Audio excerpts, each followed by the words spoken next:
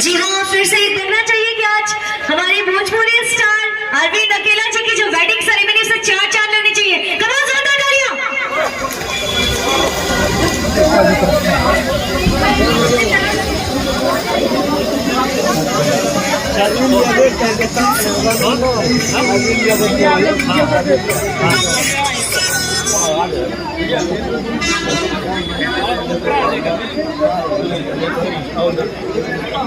और इस खूबसूरत इवनिंग में आज अरविंद अकेला जी और शिवानी पांडे जी, जो कि आज की होने वाली ब्राइड, और हमारे ग्रूम अरविंद जी, हमारे इस प्यारे से इवनिंग की शुरुआत हो चुकी है। इस महफिल में हमारे दूल्हे राजा आ चुके हैं, तो जोरदार तालियां होनी चाहिए सबसे पहले।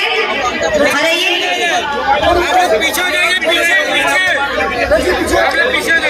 जी हाँ, फिर से एक बार मैं अनाउंस करना चाहती हूँ कि जितने भी लोगों को सीट मिल चुकी है,